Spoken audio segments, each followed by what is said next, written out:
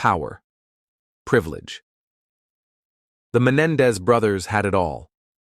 But behind the facade of a perfect life, a dark and disturbing secret festered. When their parents were found murdered in their opulent mansion, the brothers claimed self-defense, unraveling a tale of abuse, greed, and a family torn apart by unimaginable tragedy. In the affluent suburbs of Princeton, New Jersey, Lyle and Erik Menendez grew up in a world most could only dream of, a life filled with privilege, wealth, and opportunity. Their father, Jose Menendez, had built an empire from nothing. A Cuban immigrant who arrived in America with little more than ambition, he climbed the corporate ladder to become a prominent entertainment executive. "Excellence is everything," Jose would often remind his sons, his voice cold and commanding. "Nothing less will do." Jose's relentless drive didn't just define his career, it shaped the lives of his family. He demanded perfection from Lyle and Erik, whether it was excelling in academics, dominating on the tennis court, or adhering to his strict rules. "You're representing this family," he said sternly one afternoon after a tennis match. "Do you think anyone respects losers?" Kitty Menendez, their mother, seemed to play the role of the perfect homemaker, hosting lavish parties and maintaining the family's pristine image. Yet, behind closed doors, cracks in her polished exterior began to show. Kitty was reportedly battling her own demons, including substance abuse and struggles with mental health, adding an unpredictable layer to the already tense household. The Menendez brothers were no strangers to luxury. They attended prestigious private schools, drove expensive cars, and lived in a mansion that symbolized their family's success. Yet, the weight of their father's expectations cast a long shadow over their privileged lives. "I don't know how much longer I can take this," Erik confided to Lyle one evening. "It's like nothing we do is ever good enough." Lyle, always the more stoic of the two, simply nodded. "Just focus on what he wants. It's the only way to keep the peace." The family's move to Beverly Hills amplified the pressure. In this glittering city of dreams, appearances were everything, and the Menendezes had an image to maintain. Jose's ambitions for his sons only intensified, and the brothers felt trapped in a gilded cage. "Why don't you boys appreciate what you have?" Jose snapped one day after finding Erik slacking on his schoolwork. "Do you know how hard I worked for this? You'll never understand."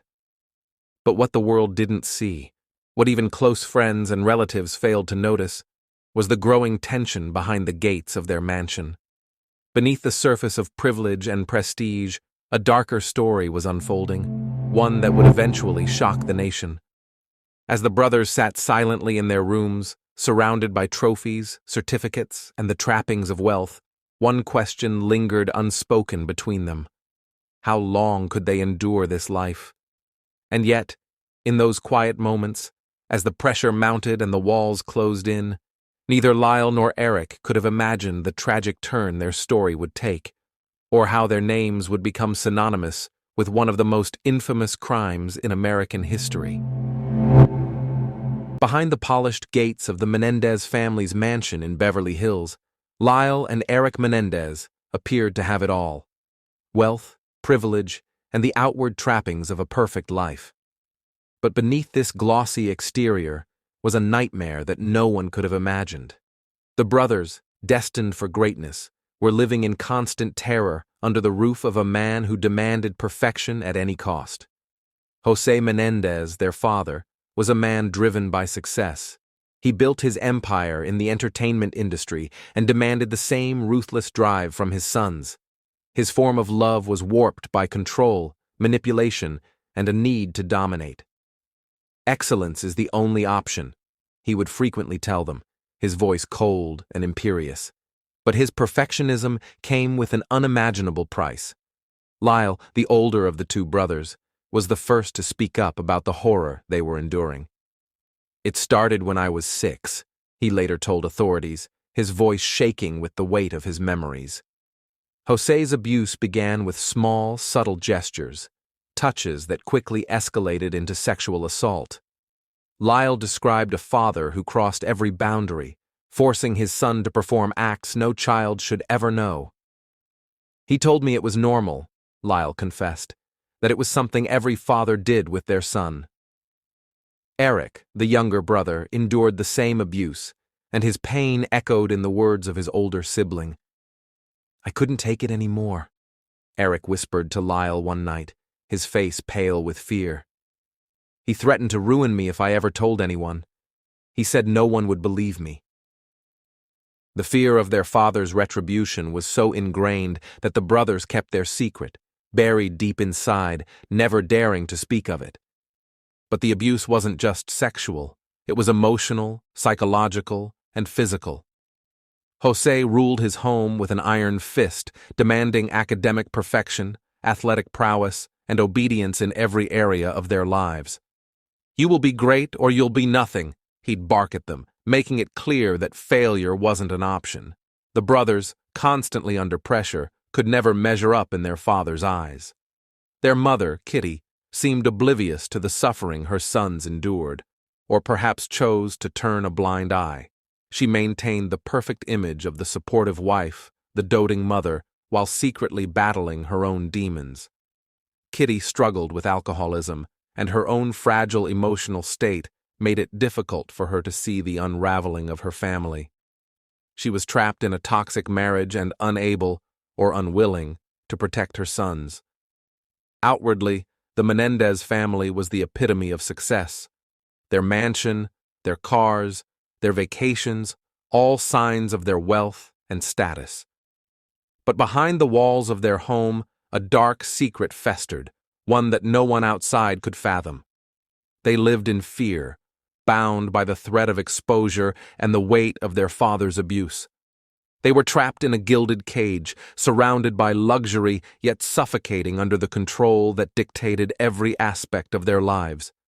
In whispered conversations, Lyle and Erik would share their anguish. "How much longer can we keep pretending?" Erik would ask, his voice barely audible. "How long until it all falls apart?" Lyle, always the more composed of the two, would sigh, unable to provide an answer. "We keep quiet," he'd say, "because that's all we can do." But silence was becoming unbearable. With every passing day, the brothers were losing themselves in the face of their father's cruelty. They could feel the facade of the perfect family beginning to crack. A storm was brewing, and it was only a matter of time before everything was exposed. The night of August 20th, 1989, began like any other in the opulent Menendez mansion. Jose Menendez, the commanding patriarch, was settled on the couch in the family room, watching television. Kitty Menendez, his wife, was nearby, reclining on the same couch. The serene appearance of a perfect family evening would soon be shattered by violence that would send shockwaves across the nation. At precisely 10:03 p.m., a frantic 911 call was made from the Menendez home. Erik's trembling voice came through the line, filled with terror. "Someone killed my parents!" he cried, his words barely coherent through his sobbing. The operator tried to calm him down, asking for details, but Erik's panic was unrelenting. In the background, Lyle could be heard screaming, "They're dead! They're dead!" It was chaos, a horrifying scene of unimaginable tragedy. When law enforcement arrived, they found a scene straight out of a nightmare. The Menendez living room, once a symbol of wealth and comfort, was drenched in blood. Jose's body lay sprawled on the couch, riddled with shotgun wounds.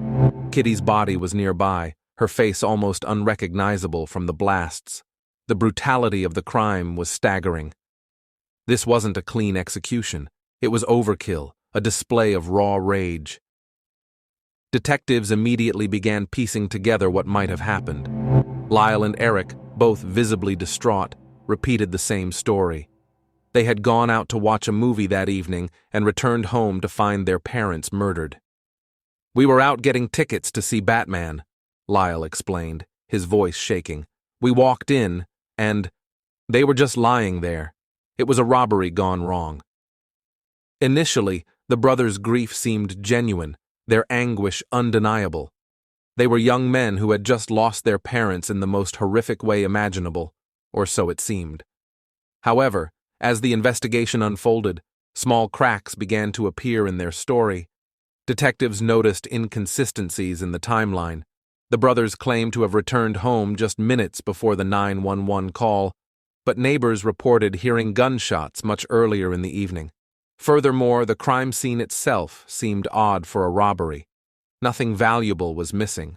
No jewelry, no cash, no expensive electronics. The only thing stolen, it appeared, was the lives of Jose and Kitty Menendez. The brothers' behavior also began to raise eyebrows.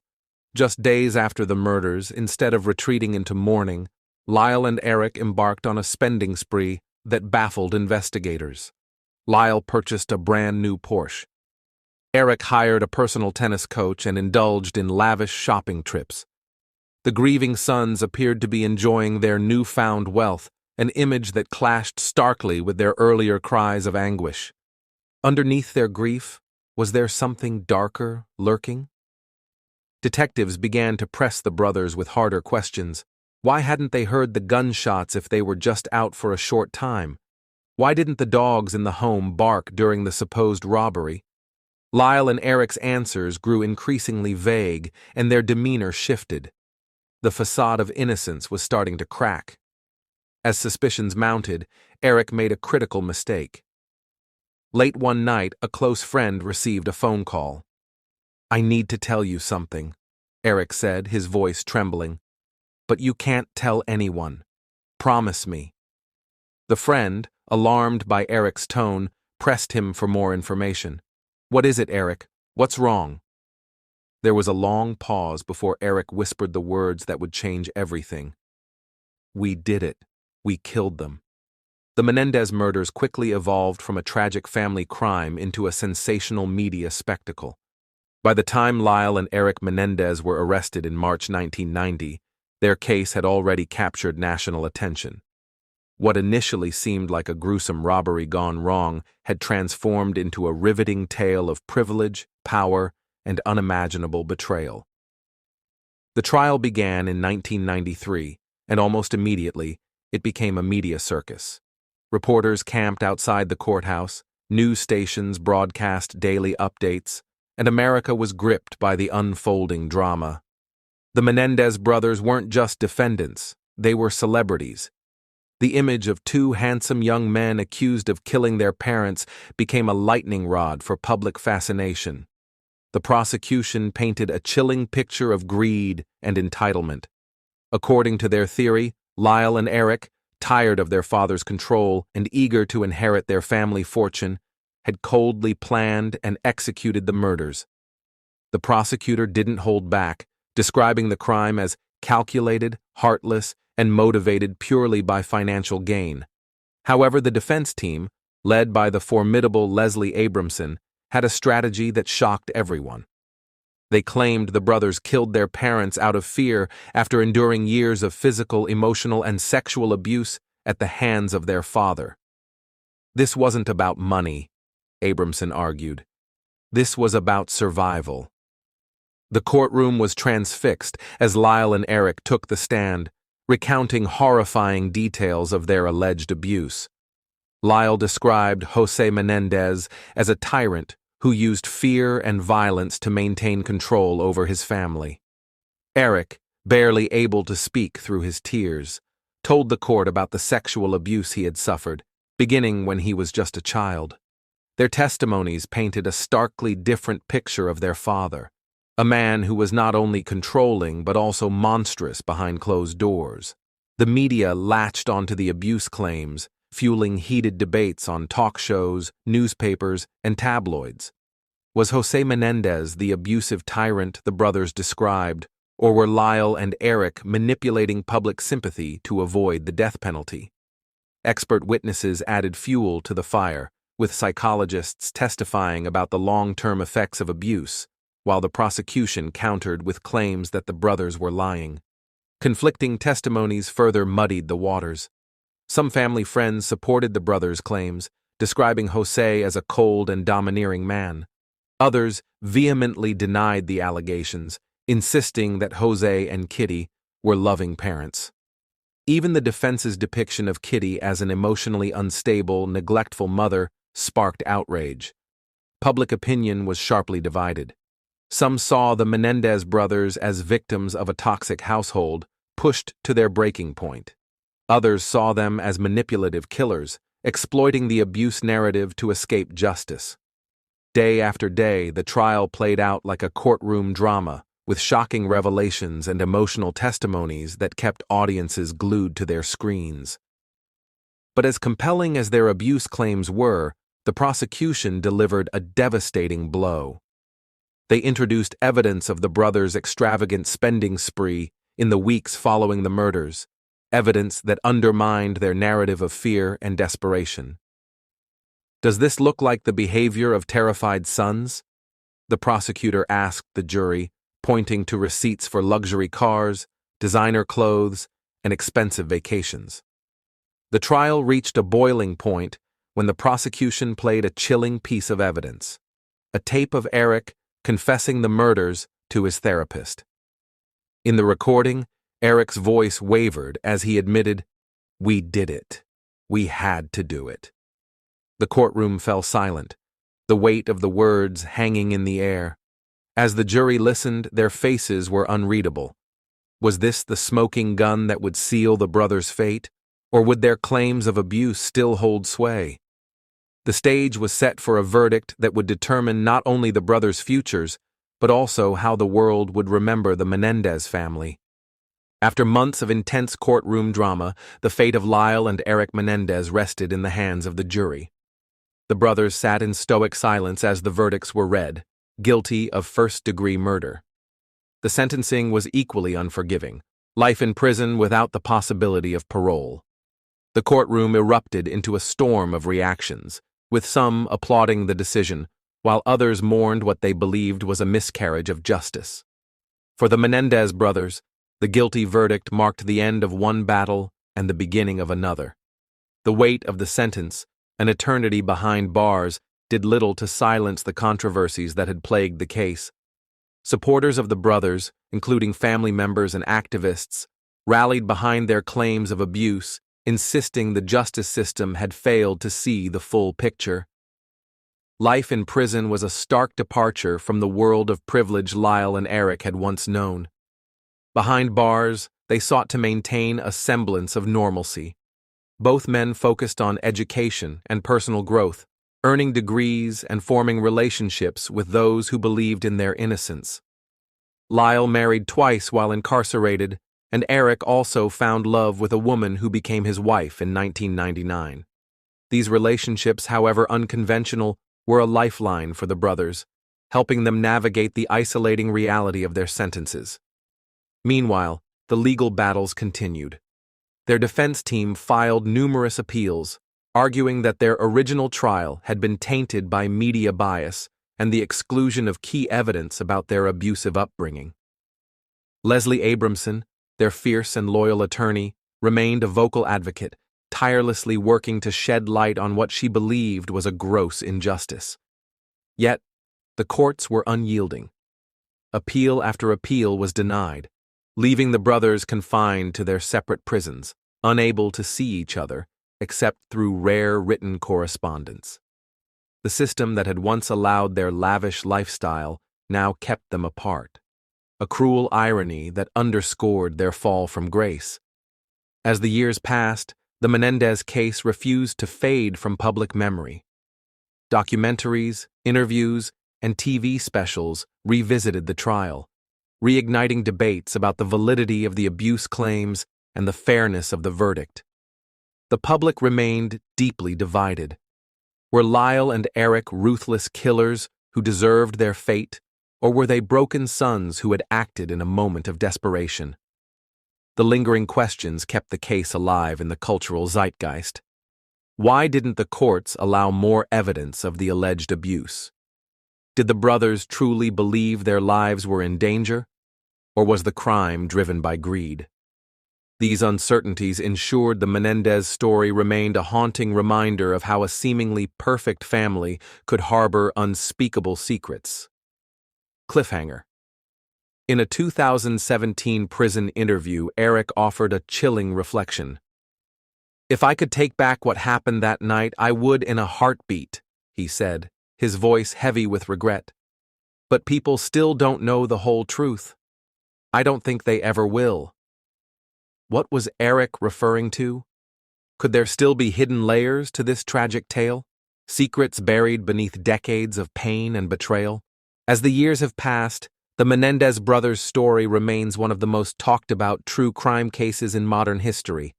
Their trial sparked debates about wealth, privilege, family secrets, and the fine line between justice and revenge.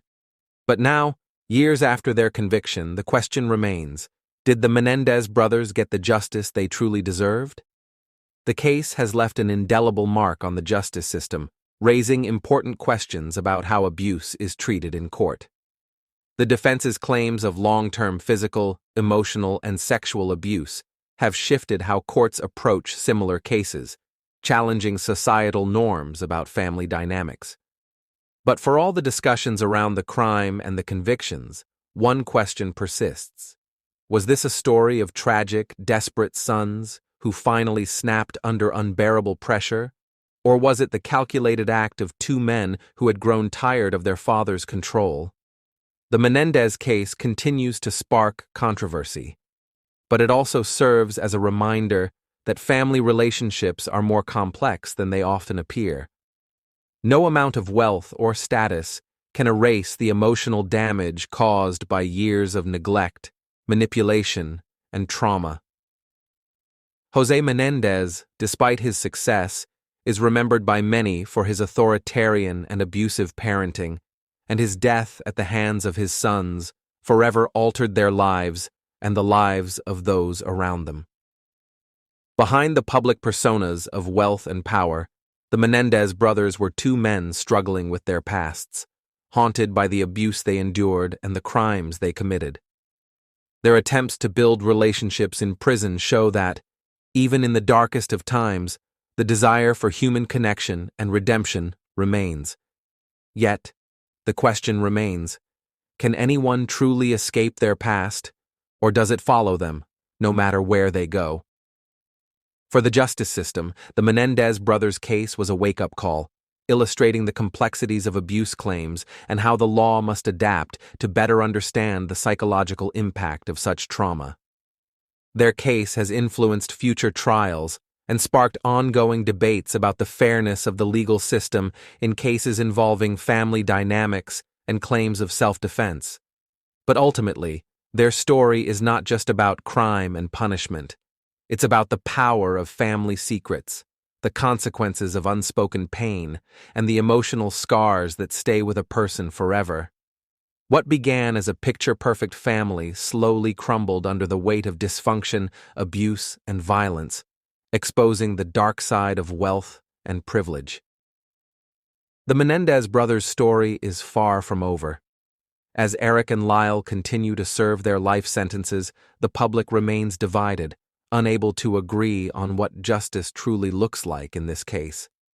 But one thing is certain: their story will continue to be debated for years to come, challenging us to think about our perceptions of family, truth, and the limits of justice. If this story left you thinking, questioning, or even feeling moved, there's so much more to explore. Don't miss out on future deep dives into the most gripping true crime stories, mysteries, and family dramas. Hit the subscribe button and turn on the notification bell so you'll never miss a video like this. Join the conversation in the comments. What do you think about the Menendez brothers case? Share your thoughts, theories, and perspectives. Stay tuned for more compelling stories that make you think, feel, and question the world around you. Thank you for watching, and we'll see you in the next video.